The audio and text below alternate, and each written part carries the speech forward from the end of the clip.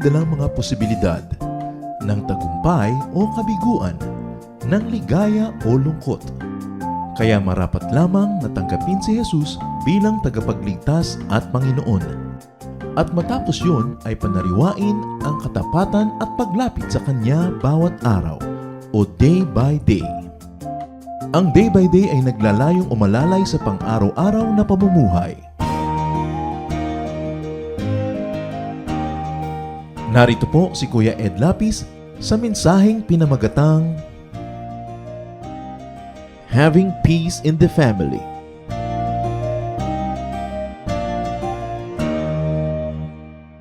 Napakahirap po kuminsan na ang isang pamilya ay gulo-gulo at nag-aaway-away ang mga membro o kaya may mga tampuhan, di nag-uusap. Peace can sometimes be very difficult to achieve, even to enjoy within the family. Bakit kaya ganon? Samantalang dapat yung pamilya na nga ang pinagmumulan ng ating kapayapaan at katahimikan.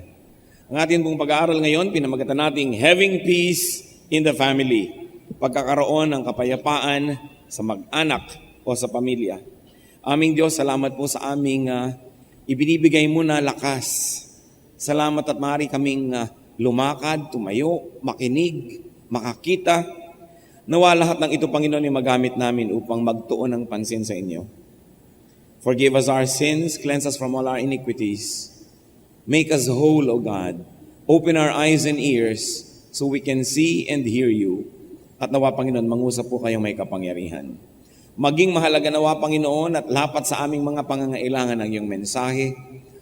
Ituro mo ito sa amin para sa aming mga pamilya o para sa mga pamilya ng mga malapit sa amin.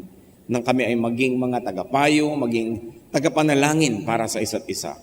Bigyan mo po kami ng kaliwanagan, ipaliwanag ninyo ang inyong karunungan sa amin, Panginoon, at nawa magamit namin para sa aming buhay at para doon sa mga nahihipon ng aming buhay.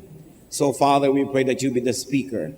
Lead us unto greater knowledge of you and lead us unto greater peace in our homes. In the name of Jesus, we commit this whole proceeding to you, Father.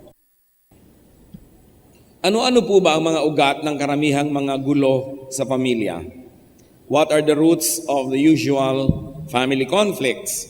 Ang isang pinakamalaking ugat po ng gulo ng mga mag-anak ay husband and wife conflicts. Pagkakagulo ng mag-asawa, usually infidelity or personality issues. Dahil may nagtaksil o dahil magkaiba ang personalidad, hindi magkasundo, walang patawaran, bangayan ng bangayan, and husband and wife conflicts cause and shape and color family-wide conflicts. Pag may conflict ang mag-asawa, madadama yung mga anak. Mas malala ang conflict nila, mas malala ang damage sa buong pamilya. Bakit po ang tatay o ang nanay ay sisikapin na magkaroon ng mga kakamping anak?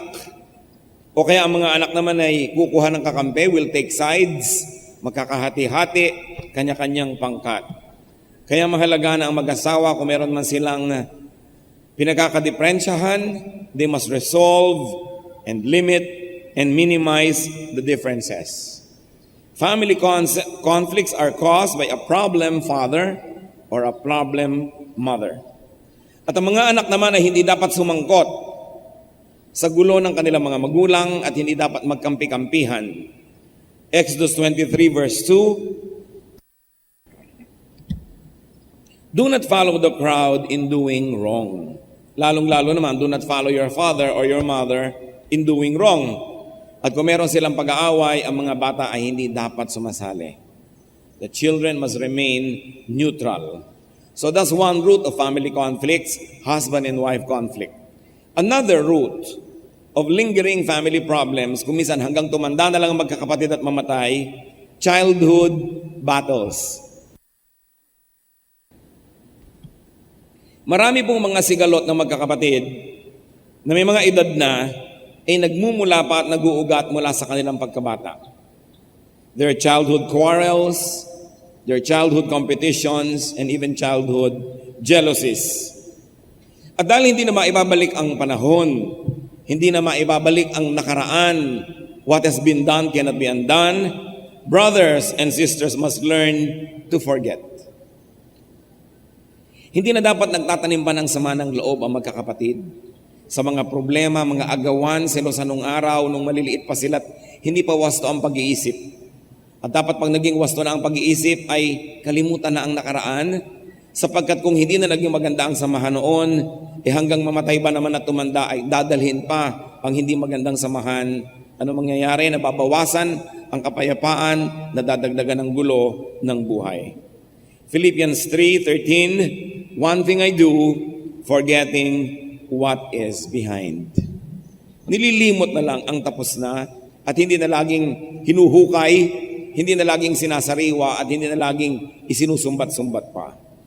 Brothers and sisters that do not have a beautiful past must learn to forgive. Of course, you may not forgive, but what will be the result? Maliit na bagay, mag-aaway, maliit na bagay, magsisigalo at magsisigawan kasi merong pinagmumulan na malalim. Nagiging maiksi tuloy ang pasensya, nagiging magagalitin agad. Colossians 3:13, forgive whatever grievances you may have against one another. Ipatawad na kasi tapos na eh. Kahit na ano pang uri ng pagkakamali at pagkakasala ang nagawa laban sa atin, pagtapos na ang panahon, hindi na naibabalik. Para na lang hindi lumaki ang damage, para hindi na dumami pa ang lalo ng sakit na ating mararanasan, ang pinakamabisang gawin ay magpatawad. And then turn a new page. Lumikha ng bagong buhay, bagong relasyon, bagong pakikipagkapwa at pakikitungo sa ating mga kamag-anak. Philippians 3:13, one thing I do, straining toward what is ahead. Bagamat ang konteksto nito ay napaka-spiritual na bagay, subalit maaari rin itong i-apply sa ating mga practical na pangangailangan. Ang sabi nitong may sulat, ang ginagawa ko na lang ay inaasikaso ko yung darating pa. Yun ang binibigyan ko ng pansin at yun ang binibigyan ko ng puwang. At ano po ang darating lalo sa magkakapatid? E di pagtanda. Yung patanda kayo ng patanda na nauubos ang inyong mga contemporaries, nauubos ang mga classmates, nauubos ang mga kaibigan at kamag-anak at pinsan. Kaya ang natitira na lamang na karakter ng buhay mo ay yung mga dati mo nang kilala, yung mga kapatid mo na hindi naiiba ang relasyon nyo kahit anong mangyari dahil kapatid mo. So bakit kailangang magtanim? Bakit kailangang pahabain? Samantalang pwede namang maglimutan na lang. At asikasuhin na pagandahin yung darating pa, lalo't kung naging pangit yung nakaraan, bakit patuloy pang papapangitin yung hindi pa dumadating ng mga araw? It is a decision that family members have to make. Another root of conflict in the home, another root of family conflict is domineering persons. Mga sobrang dominanteng magulang, sobrang dominanteng kapatid, sobrang dominanteng mga tiya, mga kamag-anak. Sa atin pong lipunan sa Pilipinas, ay iginagalang natin yung ranggo at edad. Kaya meron tayong ate yan, kuya yan. May ditche, may sangko, may sansipa, may kung ano-ano. Pero ang mahalaga, pagka po kayong magkakapatid, pare-pareho ng lampas ng 20. Pare-pareho ng lampas ng 30 anyos o 40 anyos, dapat kumikipot na yung agwat ng inyong ranggo. The gap should narrow down. Siyempre, kung ang ate mo'y 10 at ikaw ay 2, ibang-iba yung alam niya, ang dami compared sa'yo. May 8 taon kayong agwat. Pero kung siya ay 18 at ikaw ay 12, marami pa rin siyang alam kesa sa'yo. Pero kung siya ay 28 at ikaw ay 22, konti na lang ang lamang niya na alam niyang hindi mo pa alam. At kung 38 na siya at ikaw ay 32, pareho na lang kayo ng alam noon. In fact, pag 78 at ikaw ay 72, mas marami ka ng alam dahil nagiging ulyanin na yan. Ano pong ibig sabihin natin? Kayong mga ate, hindi naman kayo ate forever na akala mo kayo kung sino mga reyna sa mga kapatid nyo. Gayong pare-pareho na kayong matatanda. Mga kuya at pati mga magulang. Ang mga magulang ay nag-aaral na rin na babaan ng kanilang ranggo at itaas-taas ang ranggo ng mga anak. Pag pare-pareho na kayong lampas 40. Kasi kung ang anak nyo ay 40, kayo ay 80, anong alam nyo hindi pa nyo rin alam? Bagamat hindi dapat nawawala yung paggalang, hindi nawawala yung ating pagiging magiliw at matulungin sa mga matatanda. Pero ang matatanda na dapat ang mag-volunteer na unti-unting bumaba sa trono. Hindi yung 70, 80, 60 years old kayo, ikaw pa rin nagdidikta kung anong kulay ang isusuot ng kapatid mo, anong kakainin niya, gaano kalaki ang buka ng bibig niya pag ngingiti. At yan po isang napakalaking pahirap sa mga pamilya sa Pilipinas. Over-domineering elders. Nalilimutan nila na ang mga dating mga batay matatanda na rin at dapat na ring igalang at dapat na ring pagbigyan. Elders should behave less and less as all-knowing, as controlling, and as domineering persons. They should initiate the self-decreasing act. Kesa sa sila'y hintayin pa nilang bastusin ng mga nakakabatang sobra nilang sinisikil, dapat sila na ang maghusa, na gumalang sa mga nas nakakabata. There comes a stage wherein the age difference doesn't guarantee difference in knowledge or wisdom. Kaya dapat ay marunong tayong magbigay.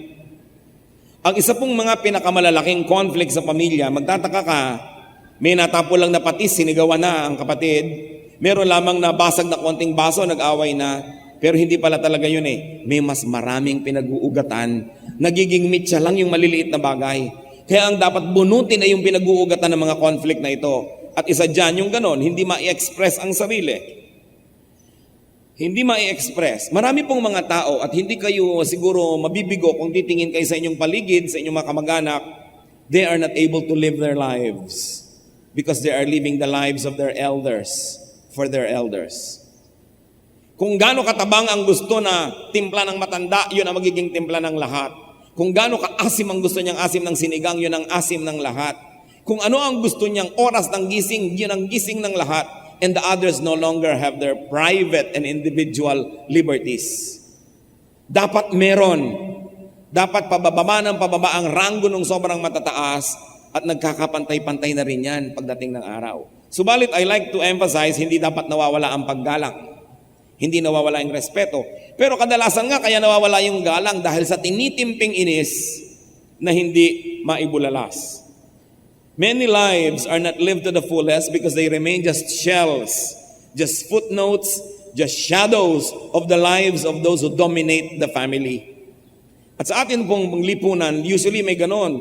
Meron talagang isang dato, isang sultan, isang sultana. Kung hindi man pinakamatanda, yung pinakamapera. Siya ang nagdidikta ng lahat. You know, one of the missions of the Lord Jesus Christ, if you're going to analyze His mission, is to set people free. Kasi sinasabi niya, I am truth, truth sets free. At isa sa mga pinaka-oppressive system sa panahon ng Panginoong Jesus was the family system. Ang pamilya dapat yan nag-nourish, nagbibigay sa iyo ng growth, nagbibigay sa iyo ng pakpak para lumipad, pero napakadali din na ang pamilya ay maging kulungan ng isang tao na hindi na siya nakalipad forever dahil sa pagpigil ng pamilya. At ang Panginoon, bagamat sa biglang tingin nakaka-disturb ang mga teachings niya, huwag natin kakalimutan that He came to set the oppressed people free. And one of the greatest oppressors during His time was the family system, the paternalistic system of His time.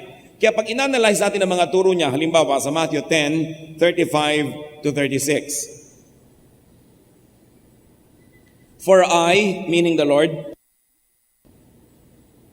have come to turn a man against his father, a daughter against her mother, a daughter-in-law against her mother-in-law. A man's enemies will be members of his own household. Ano po ang tinutukoy ng Panginoon dito? Magtuturo ako sa inyo ng mga bagong katuruan. Hindi yan magugustuhan ng matatanda ng pamilya nyo. Hindi kayo papayagang sumunod sa akin. Sabi niya ganoon. Kaya huwag niyong isipin na dumating ako para lalong payapain ang pamilya. Hindi. Dumating akong may dalang tabak.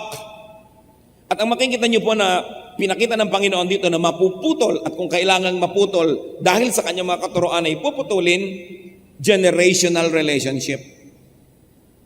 Hindi niya sinabing brother against sister, sister against sister-in-law, kundi first generation against second generation. Bakit? Sapagkat sobra ang pagkontrol noong mas matatanda kaysa sa mga bata. To the point that even if these younger ones are going to find the truth, the older ones in their family will not permit them to follow the truth or follow the Lord. Kaya sabi ni Lord, Blessed are you when you leave, you are not worthy of me when you do not leave mother or father or whatever because of me. Sinasabi niya na may mga panahon na kailangan palayain ng tao ang kanyang sarili mula sa sobrang pagkontrol ng kanyang pamilya. Lalong-lalo ng matatanda. Sa Matthew 12:48 to 50, no ang Panginoon po'y nagtuturo sa loob ng isang bahay at punong-puno ng tao, hindi makapasok ang kanyang nanay. Sabi ng nanay niya, palabasin mo, nandito ka mong nanay niya. Ang sagot ni Jesus, He replied to him, who is my mother? And who are my brothers? Pointing to his disciples, he said, here is my mother and my brothers. For whoever does the will of my Father in heaven is my brother and sister and mother. Very few preachers will touch these verses because they are disturbing. But the truth remains. Nalimutan ni Mary kung sino talaga si Jesus. Yung kanyang pagiging nanay, sobrang niyang ini-impose, nalimutan niya kung sino si Jesus. At kinailangang ibalik ni Jesus sa katotohanan ng utak ng lahat. Sabi niya, who is my mother? Even now, many parents forget to respect their children's age. Ang tanda-tanda na ng anak, dinodomina pa, dinidiktahan pa. Many parents forget to respect their children's achievements, even their children's position in society. In fact, maraming mga nanay, mas maraming tao, mas binabatukan yung anak na mayor, yung anak na judge, yung anak na doktor. Ipinapakita niyang siya yung nanay. Dapat kahit po tayo mga magulang, marunong tayong gumalang sa edad, sa ranggo, sa achievement ng ating mga anak. Kaya makikita mo, maraming mga elders na walang galang kahit sa mga member ng family nila. Dahil ang gusto lang nila ipakita na sila yung dominant, na sila yung domineering, na sila yung bida. And this is at the expense of the dignity of some members of the family. And this is not commendable behavior. Kaya inilagay ng Panginoon sa tama, sabi niya, sino naman ang nanay ko? Sino ang magpapatawag sa akin? I'm doing a public ministry para tawagin ako. Kasi nalimutan ni Mary na lumagay sa lugar. Kaya pati siya ay inilagay sa lugar ng Panginoon. Kaya huwag na po nating antayin na ganyanin tayo. Tayo na yung mag-volunteer na, ay anak ko pala may ginagawa, o sige mamaya na. Tatawagin ko po, hayaan mo na, huwag na natin siyang istorbohin. Hindi yung dami-dami mga tao na tumatawag sa'yo, ubispo, ubispo, ubispo. Yung nanay naman biglang, Carling, halika nga dito. Ipapakita niya kung sino siya. Yabang yun eh. Bakit hindi mo rin tawagin na, o obispo, may nawala ba sa iyong pagkamagulang kung ikaw mismo ang nagbibigay ng example sa iyong mga nakakakita sa iyo na iginagalang mo yung tao? Pero meron ding mga ganyang kapatid. Yung kapatid nila, bagamat bunso o nakababata, kahit na marami nang na-achieve at iginagalang ng lipunan, sa harap ng iba, tinatawag-tawag, ginaganon-ganon, kasi ipinagyayabang nilang kaya nila. And this should not be the behavior, especially of the people of God. Sa Matthew 8:21 to 22, may tinawag ang Panginoon, halika, sumunod ka sa akin. Another disciple said to him, Lord,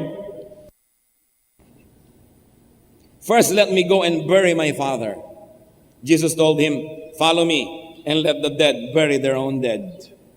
Another difficult teaching, but nevertheless it came from the mouth of Jesus, therefore it must be preached powerfully. Siguro itong taong ito, buong buhay niya, wala nang ginawa kundi mabuhay sa anino ng kanyang ama. Hindi na siya nagkaroon ng sariling buto, sariling paninindigan, sariling buhay dahil controlled na controlled. At nung namatay na, tinatawag na nga ng Panginoon, sumunod ka sa akin. Hindi pa rin makasunod because of filial obligation. At sabi ng Panginoon, o tama na yan, makalaya ka na. Hayaan mo na sila ang maglibing. Sumunod ka na sa akin. I don't think na tinuturuan po ng Panginoon ng mga anak na huwag maging magalang sa anak, sa magulang rather. Pero itinuturo niya na pag Diyos ang tumatawag sa iyo, ang work ng Panginoon ang tumatawag sa iyo, dapat alam mo na may magulang ka sa langit na mas mataas ang ranggo. At saka itinuturo rin niya na sobra-sobra na ang pagkontrol, that you must be set free. Conversely and effectively, Jesus emphasized children's rights. Alam niyo po, nung araw, lumaki kami na pag may bisita, ligpit ang mga bata, huwag kang pakalat-kalat. No? Hindi ka pwede magpa-cute, pandidilatan ka ng lola mo, talagang talsika. Bata, alis dyan, puwera, ganon. Pagka mga nagluluto ng mga barkilyos, ang kakainin ng mga bata, yung mga durug-durug, basag-basag, yung mga buo, sa bisita yan. Lalo nung panahon ng Panginoon, wala pong mga lugar sa society ang mga bata. Kaya nung dinadala ng mga magulang yung mga bata kay Jesus, pinigil ng mga disciples. Dahil yun po ang kaugalian. Luke 18:15 to 17. People were also bringing babies to Jesus to have him touch them. When the disciples saw this, they rebuked them. But Jesus called the children to him and said, "Let the children come to me, and do not hinder them, for the kingdom of God belongs to such as these. I tell you the truth, anyone who will not receive the kingdom of God like a child will never enter it." Ang mga bata hindi kasali, pero isinali ng Panginoon. Nakita nyo, may kinokorek siya eh. Yung attitude ng matatanda na mga pagbata ka o junior ka, you are a nobody, you're a non-person. But the Lord was teaching them to respect even children. And He blessed them. We must overemphasize that the Lord is not against the system of elders, but against the abuse of this system.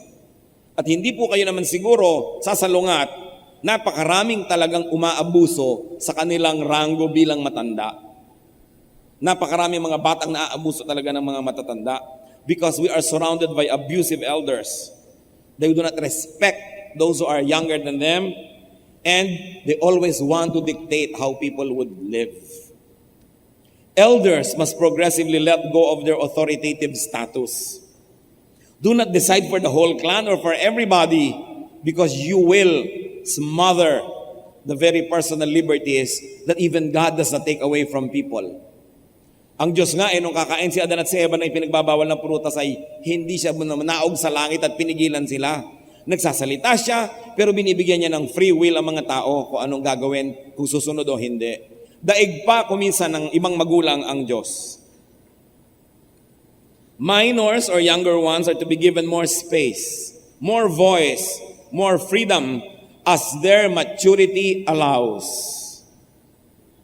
Pag nakikita na po natin na mature, kaya na magpasya, dahan-dahan, pinapayagan na natin. Hindi yung 18 years old na idinidikta mo pa kung anong isusuot, anong gagawin niya, paano siya uupo. Dahan-dahan para masanay na magkaroon ng sariling pasya. Individuals must be given the space to be themselves and to live their personal lives. The opposite creates terrible conflicts. Sa mga baryo po, lalo nung araw, ang dami-daming nasasabi na kukulam. Naiiba ang pagkatao. Marami siya sabihan, inaapuntahan yan ay nagpagbilugang buwan o lusawang buwan, whatever, naiiba ang kanyang behavior. At maraming sinasabing possessed o nakukulam. Noon ding panahon ng Panginoon, napakarami pong tinawag nila mga possessed. Kung ano nang nangyayari. But there is an interesting psychological analysis that can be done. Kasi po sa mga baryo, lalo sa mga mas traditional societies, sabihin niyo, bakit mas maraming kinukulam kaysa sa syudad? Kasi sobra ang suppression sa mga baryo.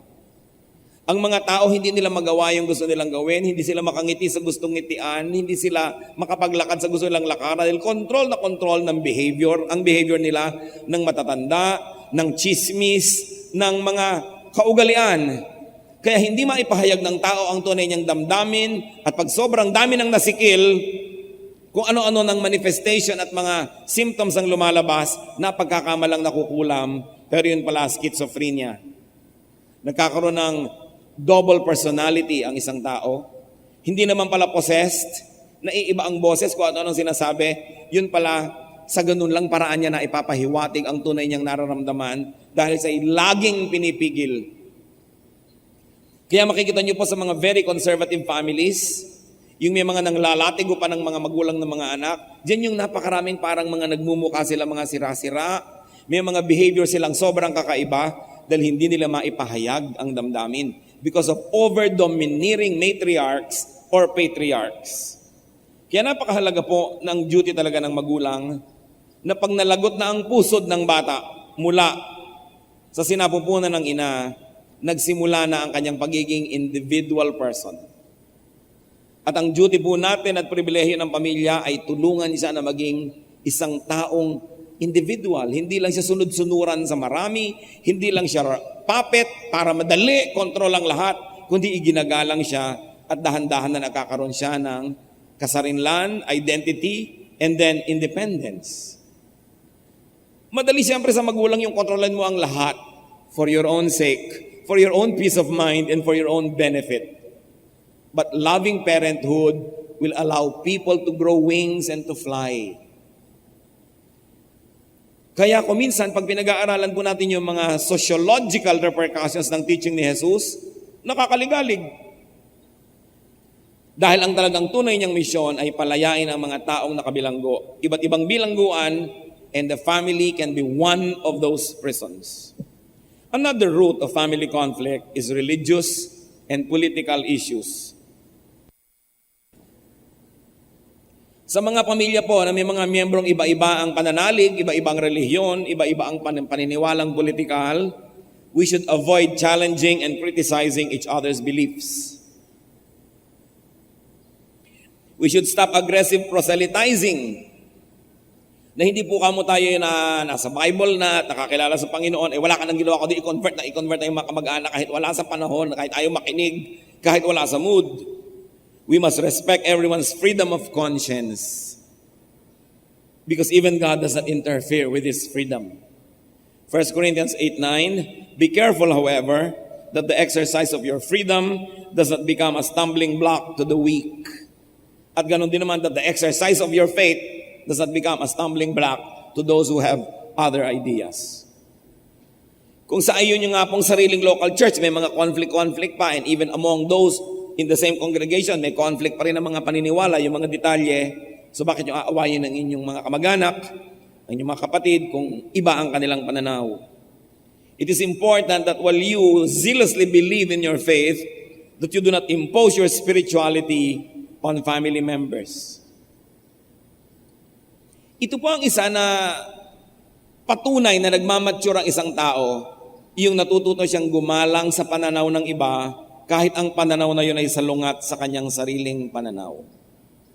Na hindi mo pilipitin ang braso ng lahat para sumunod sa iyo. At lalo rin naman political issues and affiliations, hindi dapat pinag-aawayan. Kung yun ang gusto niyang isuporta, di yun, ikaw ito, pero huwag na lang pag-awayan ng ganyang mga bagay dahil dumadami ang mga hindi naman dapat na naggugulo sa pamilya.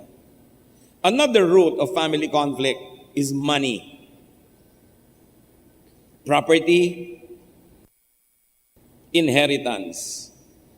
Therefore, parents should be fair as possible. Kasi kung hindi sila naging fair sa kanilang mga anak, matagal na silang namayapat sa makabilang buhay, magulo pa ang mga anak nila dahil sa iniwang gulo ng magulang. James 2:1, don't show favoritism.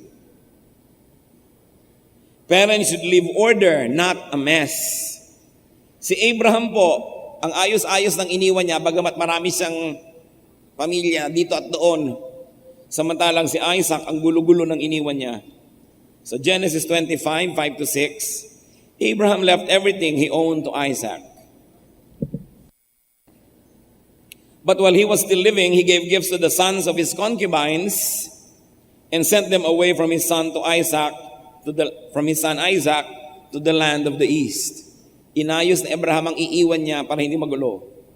Sa Genesis 27:41, Esau had a grudge against Jacob because of the blessing his father had given him. He said to himself, the days of mourning for my father are near, then I will kill my brother Jacob. Sapagkat hindi nagkaroon ng katarungan sa paghahatian ng mga mana, nagbabalak itong isa na patayin ng kanyang kapatid matapos lang ang pagluluksa sa kanyang ama. At marami pong mga magkakapatid, gulo ang minana sa mga magulang na hindi inayos ang lahat bago sila tumumba at namayapa. Kaya dapat ay inaayos. And remember this, in-laws should keep out of inheritance issues. Mga brother-in-law, sister-in-law, hindi kayo dapat nakikilahok sa usapan ng magkakapatid tungkol sa kanilang mga mana. Nag-aaway-away ang magkakapatid dahil sa inyong mga sulsol. Siyempre, ang sister-in-law, sasabihin dito sa asawa, ang mga anak mo, baka maape. Ang ibig sabihin niya, ako, ang mga anak mo. Siyempre, pag ginamit mo na sa tatay yung props yung mga anak niya, magiging naman niyang protective.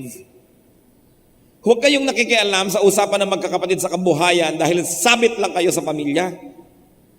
Dapat yan napakalinaw kasi nagkakagulo ang magkakapatid sa pakikialam ng mga in-laws. And why can't many families incorporate? Bakit pag kami manahing kaprasong bukid, hindi sila magtayo ng family corporation at sosyo-sosyo? Pinaghahati-hati kahit itigis ang dangkal na lang. That is one thing that we have to learn as a people, to incorporate. Kasi yung bahay na malaki nung minana, nagkaputol-putol, lawanid dito, lawanid doon, nagmukha na tuloy na barong-barong, but hindi mag-incorporate. It is important to learn this. And brothers and sisters, need we say, help each other. Matthew 5:42, give to the one who asks you, and do not turn away from the one who wants to borrow from you.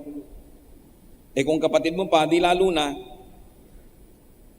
And important naman, mga magkakapatid, pay loans and pay your obligations.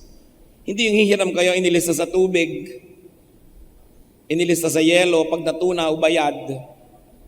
Romans 13:7, give everyone what you owe him. Kung may utang ka, bayaran mo muna bago mangutang ka na naman at nang hindi ka pagsawaan. And it's important sa mga pamilya, work and earn your keep. Isa sa pinakamadalas pag-awayan ng mag-asawa, ang pagtulong ni kuya sa mga kapatid niyang tamad. Ang pagtulong ni ate sa mga kapatid niyang batugan, pinag-aawayan ng mag-asawa. Bakit kayo kailangang maging dahilan ng pag-aaway ng mga kapatid niyo at kanilang asawa? So huwag tayong pabigat. Kailangan gumawa tayo ng paraan and work for your money. 2 Thessalonians 3:10, if a man will not work, he shall not eat. Don't expect a free ride and a free circus. Nagiging mitsa tuloy ng pag-aaway ng mag-asawa. Of course, which brings us to another root of family conflict. Quarrelsome, jealous, and materialistic in-laws. A brother's wife, a sister's husband, can sow intrigue, division, and greed in a family. Kaya yung mga magulang mapiling-mapili kung sino mapapangasawa ng anak nila . Kasi kung minsan, kitang-kita mo pa lamang, sa kilos, umupo pa lang, nalalaman mo na kung magiging problema ito. And in-laws can draw their spouses away from their parents and from their siblings. So, it would always be better to keep in-laws out of family corporations. Some of the people I know that have corporations are able to keep family peace because the in-laws are not involved. And most of the corporations owned by families that I know that have so much trouble, kasali ang mga in-laws. So dapat puwera.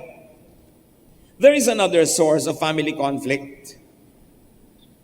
Proximity or familiarity. Ngipin man at dila dahil magkalapit, nagkakaroon ng pagkakataong magkagatan. Kaya ang mga family members and relatives should be near enough but also far enough. Dapat marunong tayo ng ganong distance.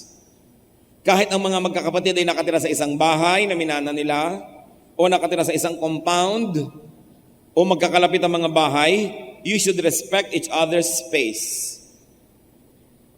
You should respect each other's privacy. Hindi ka na lang basta-basta pumapasok sa kwarto ng iyong kapatid o pamangkin o kamag-anak.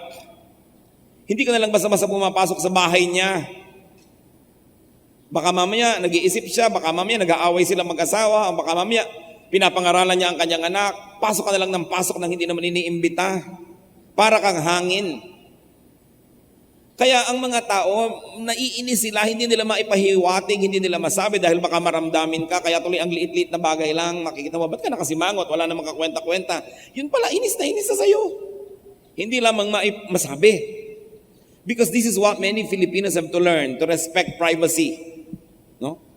Sulat ng may sulat, binabasa. Text ng may text, binabasa. Pinangihimasukan. Pagka mayroong mga family members na saan ka galing, anong oras na, kahit na 40 anyos na, sinisita pa. Naku, may mga kilala po ako, talagang 45 na, naku, magagalit ang nanay ko, uuwi pa ako, uuwi na ako. Ang lola mo, hindi magagalit. Ang tanda-tanda na, controlled pa, sobra namang selfish ang magulang. No? Hindi nabigyan ng konting kalayaan yung mga anak. Gusto na lang, nakaligpit lahat sa kanya. Siyempre, may peace of mind siya, nandyan lahat, pero yun ba ang kagustuhan nila? We must respect each other's moods also.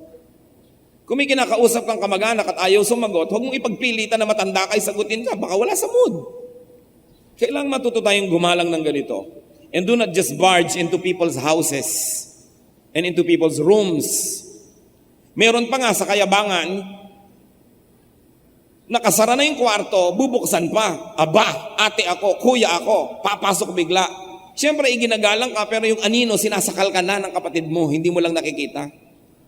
Meron pa na, maipakita lang na siya malakas. Kahit na may private space, papasukin niya yun, ipapakita niya sa lahat na hindi nakakapasok, kaya kong pumasok dyan. Pero this is a display of ego. It's not good for the person, it's not good for you, and definitely not good for the relationship. Kahit kayo close, do not abuse your relatives. And do not butt into people's conversations. Yung kapatid mo, kausap yung sekretarya niya, nakikisingit ka. Yung hipag mo, kausap yung household help niya, sumasali ka. Dapat hindi. Lumagay sa lugar. And do not ask very personal questions.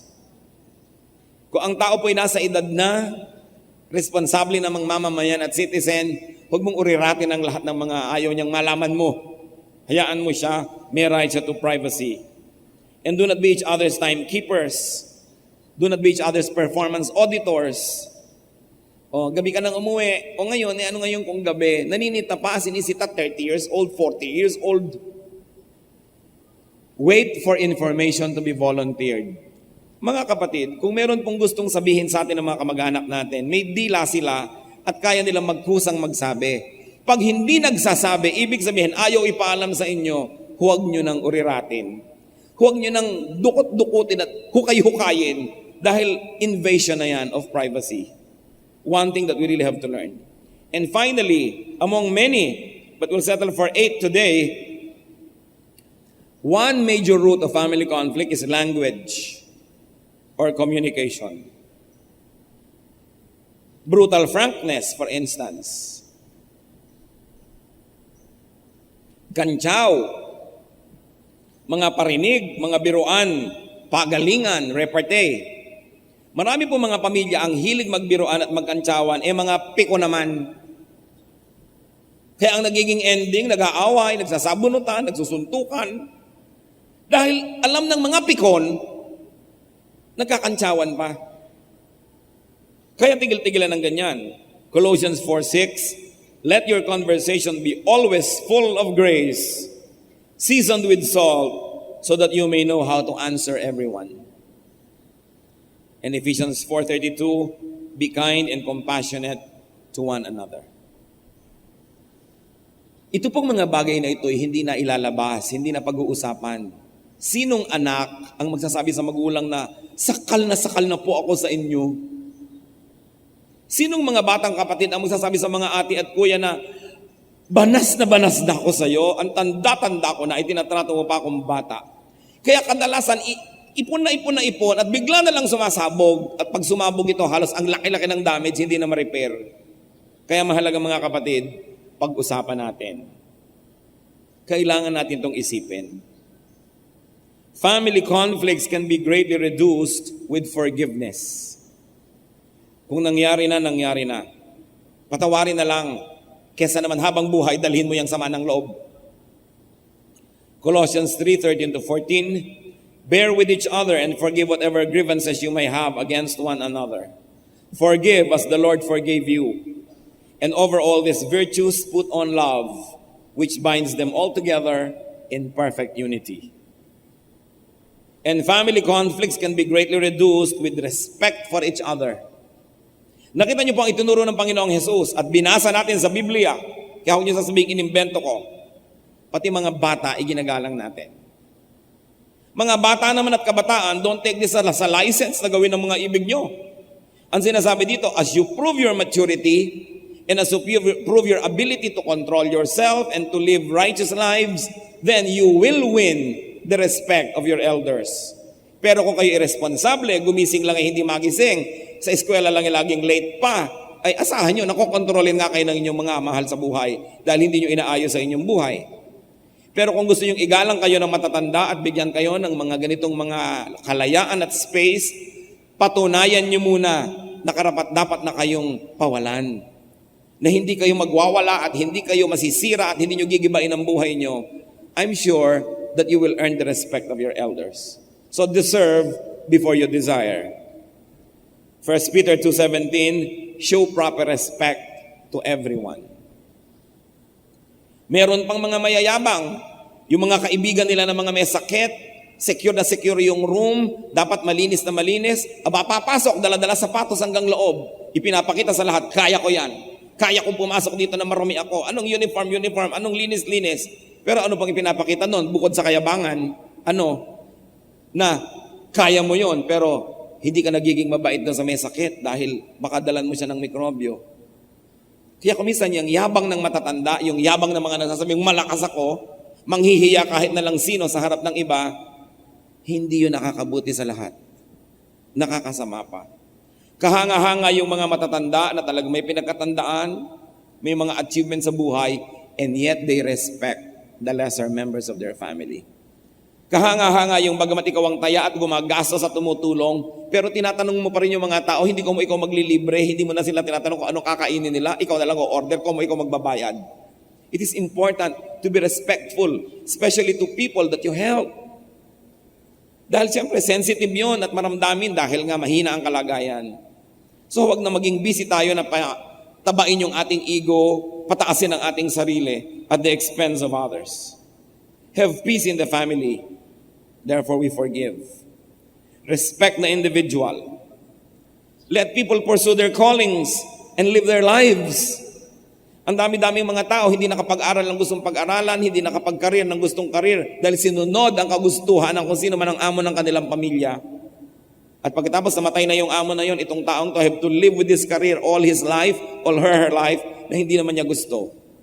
Ito ba ang paraan ng pagmamahal sa ating mga kamag-anak? At kung ang mga tao'y pinapayagan natin at may laya at nagkamali, huwag tayong naninisi agad. Ayan, sabi ko na sa'yo. Tulungan uli nating tumayo tulad ng ginagawa ng Panginoon sa atin. Yung kabutihan na inaasam nating tatanggapin mula sa Diyos, dapat handa rin tayong ibigay sa ating kapwa. Do not let your help become puppet strings. Tumulong ka nga pero kinokontrol mo naman sila. Bawat tulong na ibinibigay mo, nagiging tali at tinatalian mo sila. This is not the godly way. Set others free and be free yourself. Maging tahimik ang ating buhay sa ating pamilya, pero huwag po tayong malilibang sa false peace. Kasi kung meron over-domineering, isang very powerful member ng family, lahat sumusunod, mukhang tahimik, pero hindi totoo dahil sa mga kalooban ng bawat isa kumukulo, no? At meron sila mga tinitimpi. Hindi totoong kapayapaan yon. Naghihintay lang yun ng panahon na sumabog, parang isang bulkan. Kaya pati pressure cooker, binibigyan niya ng pagkakataong sumingaw sapagkat ang hindi sumisingaw at umiipon ng pressure, sumasabog. Kaya marami mga family members po natin kung minsan nag-flip, kung minsan nalalagay sa mga basement ng mga ospital, kung minsan nalalagay sa mga psychiatric wards, yun pala ang daming hindi maibulalas na damdamin. Is your family nurturing to the point that people can express themselves? Ang kanilang mga kabiguan, ang kanilang mga kalungkutan, ang kanilang mga frustration, pwede ba nilang ipahayag o bawal? Dapat mukhang peaceful sa ibabaw, pero kumukulo pala sa loob ang lahat. Meron po ba tayo kayang dinodomina na miyembro ng ating pamilya? Even God does not dominate us. So we should not dominate one another. Meron din mga mag-asawa, dinomina yung asawa, nawala na ng anino, nawala na ng pagkatao dahil sobrang na-dominate at kinaya-kaya. 1 Thessalonians 4:11, make it your ambition to lead a quiet life and a life that is really quiet within. Titus 3:1-2, remind the people to be peaceable and considerate.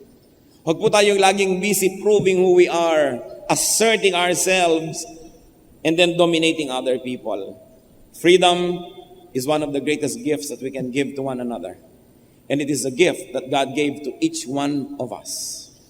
Napakahalaga po, mag-analyze tayo. Aming Diyos, sa iyong mga salita na ito, suriin niyo po kami kung kami ay guilty. Do we over-dominate a family member? Lalo yung mga hindi mahilig magsalita, hindi maingay, hindi strong ang character, kinakaya-kaya na lang ba namin? May mga kapatid ba kaming inaapi-api na lang? Panginoon, ipakita niyo po sa amin ang iyong pamamaraan. That even you created us, O God, you don't control us. So teach us not to control others. Teach us to be nurturing, to teach, to give an example, to nourish, but not to control. Suriin niyo po ang mga mag-asawa kung meron silang competition going on to dominate each other. Suriin niyo po ang mga magulang at mga anak at mga magkakapatid at ipakita niyo po ang kalagayan ng aming pamilya. Sa mga binanggit pong mga 8 dahilan, pinag-uugatan ng mga problema ng pamilya, alin po o alin-alin ang totoo sa aming mga pamilya.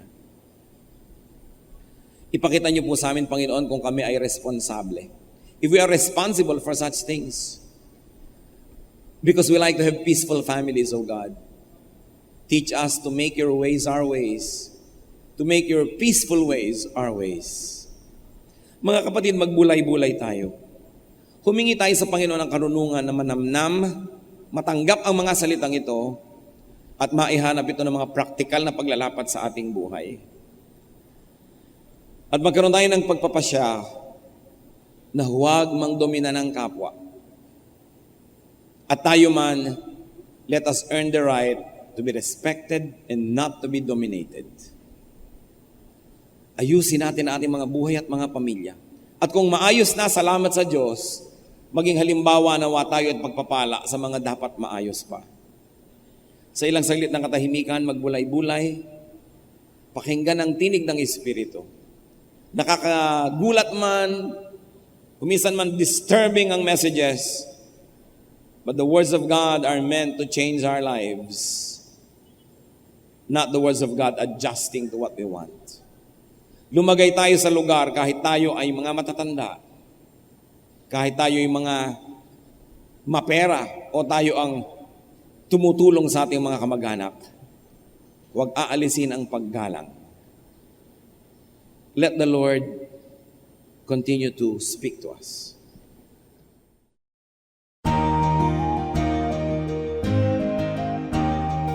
Ang katatapos pong mensahe ni Kuya Ed Lapiz ay pinamagatang Having Peace in the Family.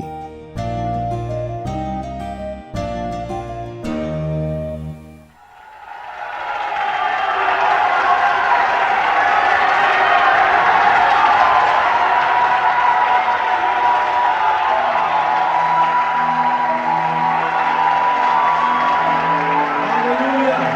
Ating maghiwalay ang kadakilaan ng Panginoon. Purihin ka, O Yahweh.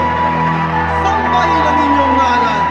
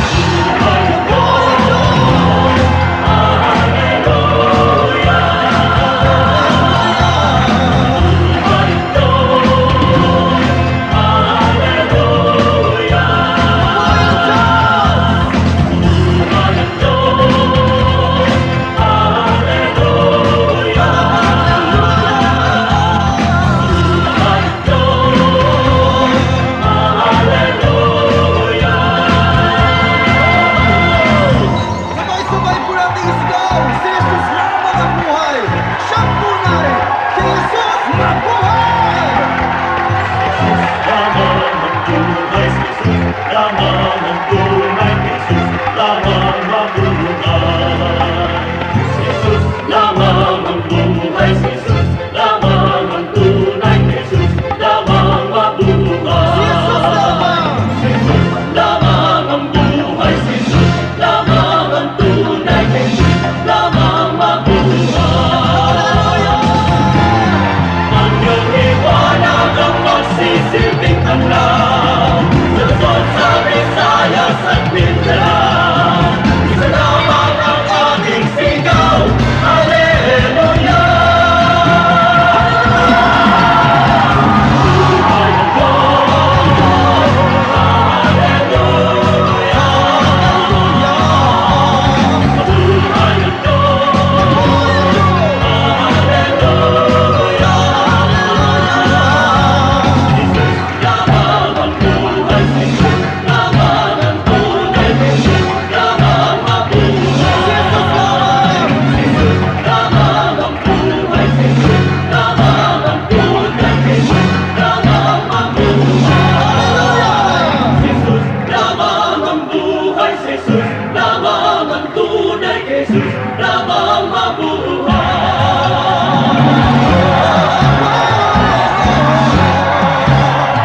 Buhay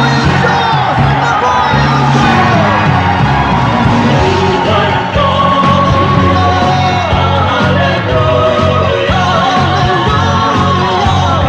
Buhay ang Diyos, Hallelujah! Buhay ang Diyos, Hallelujah!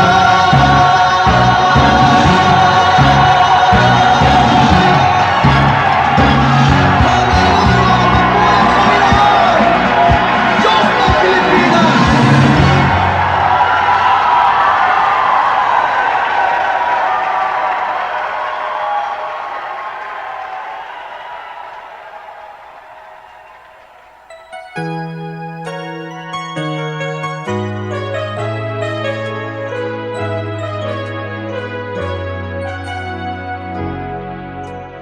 O Panginoon, sa lahat ng panahon, sana kami magkaisa, alitan ay limutin na.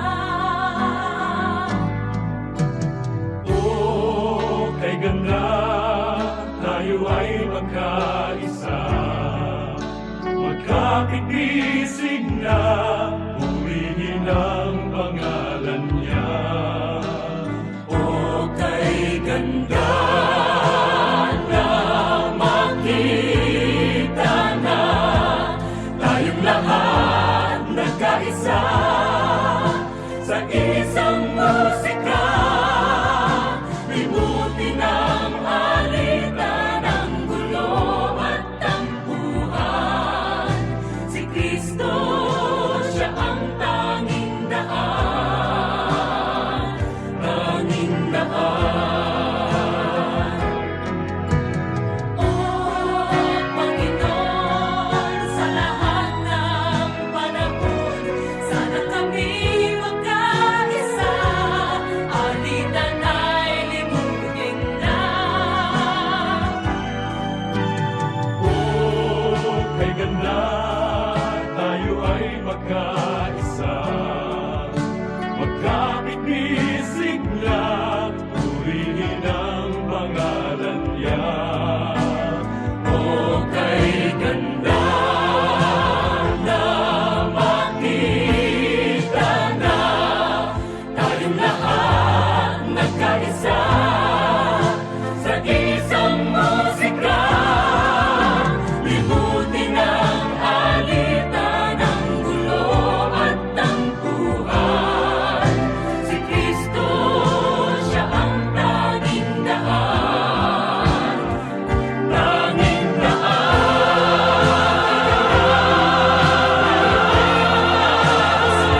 tanging daan.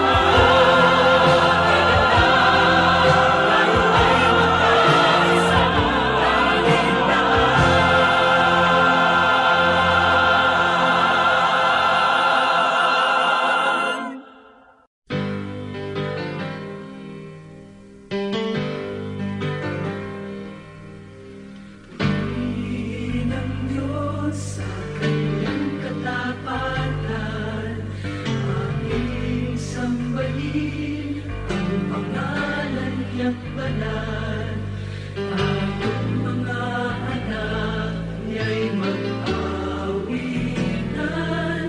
ng may galak at pagmamahal. Kinaglalang banal ating itataas, siyang ilaw ng ating kaluluwa. Kapangyarihan niyang taglay, hindi magwawakas, ating itataas ang Diyos.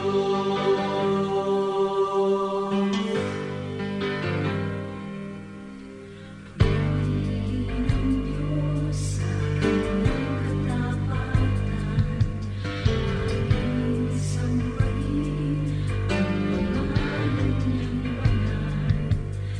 Tayong mga anak niya'y mag-awitan ng may galak at pagmamahal. Dakilang ngalang banal ating itataas, siyang ilaw ng ating kaluluwa. Kapangyarihan niyang taglay, hindi magwawakas, ating itataas ang Diyos. Dakilang ngalang banal ating itataas, siyang ilaw ng ating kaluluwa. Kapangyarihan niyang taglay, hindi magwawakas, ating itataas, ating itataas, ating itataas ang Diyos.